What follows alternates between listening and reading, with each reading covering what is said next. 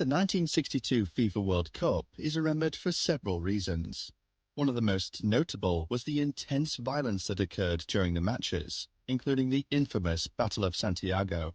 Additionally, this tournament marked a turning point in World Cup history, as it shifted from being high-scoring and offensive to more cautious and defensive. However, the most significant event of the 1962 World Cup was the amazing performance of one player, Manuel Francisco dos Santos, better known as Garrincha. This is the story of the 1962 FIFA World Cup. This tournament was the 7th edition of the World Cup. The previous 2 editions had been held in Europe, so the South American Confederation insisted that this one must be held in South America, threatening a complete boycott otherwise. Argentina was the favourite to host, but surprisingly, Chile won. A significant reason behind Chile's victory was the passionate speech by Chilean FIFA member Carlos Ditborn. He invoked FIFA's policy of helping underdeveloped nations and coined the phrase, "Because we have nothing, we want to do it all." Don't forget to show your support by hitting that like button, subscribing to my channel and turning on notifications. I'll be continuing my FIFA World Cup series and would love to have you along for the journey. Thank you. 57 teams competed for 14 spots, with Chile and Brazil receiving automatic qualification. Europe had 8 spots, South America had 3, and Africa, Asia, Central and North America had 3 playoff spots. The winners of the playoffs would have a chance to play against the European and South American team. This tournament was the last one to feature only teams from Europe and the Americas. In the 1962 World Cup, 16 teams were divided into 4 groups of 4, with Brazil, England, Italy and Uruguay seeded. The top 2 teams from each group advanced to the quarter-finals. Goal average was used for the first time to separate teams with equal points. Chile suffered a massive earthquake in May 1960 which damaged their infrastructure and reduced the number of venues for the 1962 World Cup to 4. Carlos Ditborn coined the phrase, "Because we have nothing, we will do everything," and the stadiums and infrastructure were rebuilt quickly to meet the original World Cup schedule of 30th of May 1962. Unfortunately, Ditborn passed away just a month before the event. Group 1 consisted of Uruguay, Colombia, Yugoslavia and the Soviet Union. Uruguay made a promising start by beating Colombia 2-1, but then shockingly was dumped out after defeats to Yugoslavia and the Soviets, who finished 2nd and 1st respectively. Group 2 consisted of West Germany, Chile, Italy and Switzerland. This group would be especially marred by violence. Chile versus Italy would go down in infamy as perhaps the most violent match in World Cup history.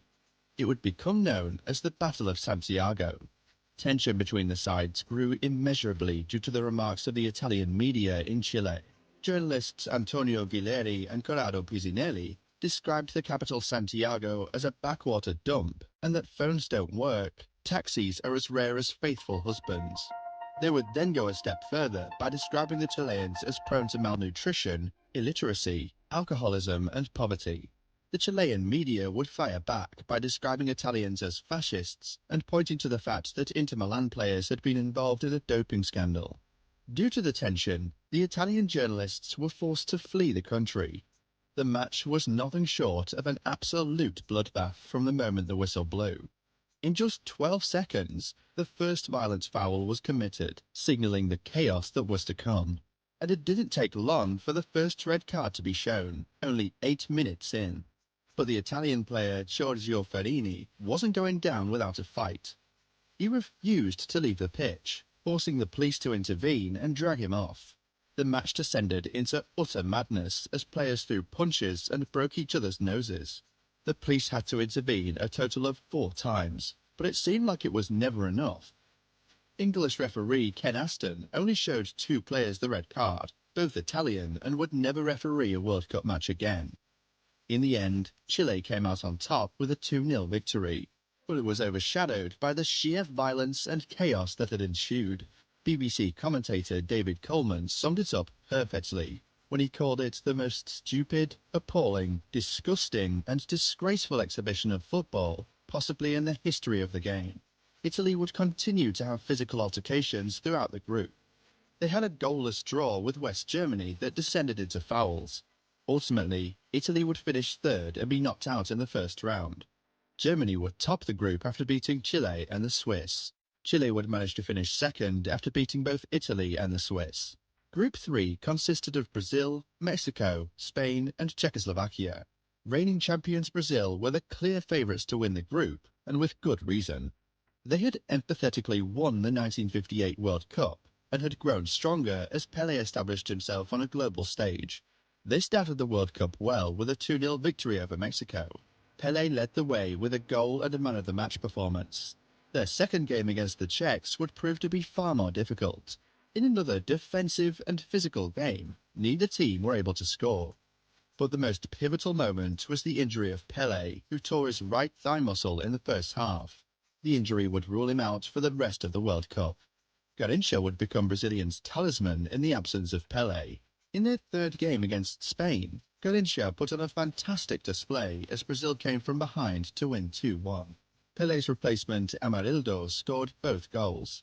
The game was controversial as Spain had a goal and penalty appeal dubiously denied. Brazil and the Czechs would qualify by finishing first and second respectively. Group 4 featured Hungary, England, Argentina and Bulgaria. The group proved to be highly competitive, with each team aiming to secure a place in the knockout stage.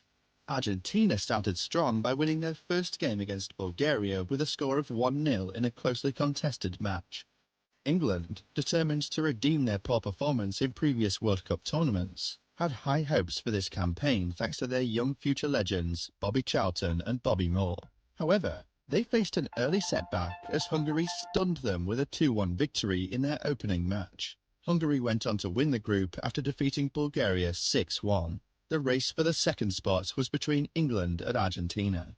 England brought in another young legend, Jimmy Greaves, and he proved to be a vital addition to the team by scoring a goal as England secured a 3-1 victory. This result was crucial as in their third games, both Argentina and England had goalless draws with Hungary and Bulgaria respectively. Unfortunately, this meant that Argentina became the first team to be eliminated from a World Cup due to goal average. Group winners the Soviet Union faced Chile in the first quarter-final. Chile continued their surprise run as they beat the Soviet Union 2-1 in another physical affair. All 3 goals were scored in the first 29 minutes of the game. The second quarter-final was between the Czechs and Hungary. In another low-scoring match, Adolf Scherer scored for the Czechs after just 13 minutes. Hungary would dominate the rest of the game but failed to score, and they lost 1-0. The most anticipated quarter-final was between Brazil and England. It was billed as the potential final, with Brazil being the reigning champions and England being the creators. Brazil was looking to cement their place as the new masters of football, whilst England was trying to finally show their superiority. The game would live up to the billing. Brazil started the game well, with Garrincha terrorising the right wing. He would open the scoring after 31 minutes with a header from a Zagallo corner. England would fight back and equalise with a Gary Hitchens goal after Greaves hit the crossbar with a header in the 38th minute. In the second half, Brazil would gain complete control. Garrincha led the way for Brazil. He crossed the ball from a free kick to assist Vava, who headed it in. Garrincha then sealed the win with a beautiful curling effort into the top corner from 20 yards out. Brazil won the game 3-1. Garrincha's performance would go down as one of the best in World Cup history. The final quarter-final was between West Germany and Yugoslavia. The game was defensive with very few chances. The deadlock was finally broken by Peter Radakovic, who scored in the 85th minute as Yugoslavia knocked out Germany. The first semi-final was played between the Czechs and Yugoslavia. The first half was cautious and ended goalless, but the second half proved far more entertaining. Kadraba scored for the Czechs after 48 minutes. Jerkovic equalised for Yugoslavia after 69 minutes. Both teams had great chances to score, but the Czechs would prevail 3-1 after 2 late goals from Scherer. The second semi-final between Brazil and Chile was a feisty but high-scoring game. Brazil largely dominated from the start, despite the physical approach by Chile. Garrincha would control the game and score in the 9th and 32nd minute. Toro would pull one back for Chile before half-time. But in the second half, Brazil continued to dominate. Vava scored in the 47th and 78th as Brazil won 4-2. Chile secured third place with a 1-0 win over Yugoslavia. Rojas scored for them in the 90th minute. The final was played on the 17th of June at the Estadio Nacional in Santiago. It was the second time the final was a rematch after the 1954 final between Hungary and Germany. Brazil were the overwhelming favourites going into the final. They started the game well, but failed to convert a couple of early chances. Despite this, Joseph Massapost opened the scoring after latching on to an Adolf Scherer long ball just 15 minutes into the game. Similarly to the 1958 final, Brazil would quickly fire back with Amarildo capitalising on a goalkeeping mistake. The rest of the first half was a cagey affair, as the scoreline finished 1-1 at half-time. In the second half, Brazil gained control. Garrincha and Amarildo relentlessly attacked from both wings. Zito would score a header for Brazil after some fantastic play from Amarildo on the left wing in the 69th minute. Vava would seal the win in the 78th minute after a second goalkeeping mistake from William Schroif. Despite Pele's absence, Brazil had won the World Cup for a second time, in large part due to the fantastic play of Garrincha, who would win the Player of the Tournament award. The tournament witnessed the scoring of 89 goals in 32 games, resulting in an average of 2.78 goals per game. This was the first time in the history of the World Cup that the average number of goals per game was less than 3. Since 1958, no World Cup has ever had an average of more than 3 goals per game. Brazil emerged as the top scorer of the tournament, with a total of 14 goals in 6 games. They were the second team, after Italy, to regain the World Cup and remain the last team to have done so. The Golden Boot award was shared by 6 players who scored 4 goals each, including Garrincha and Vava.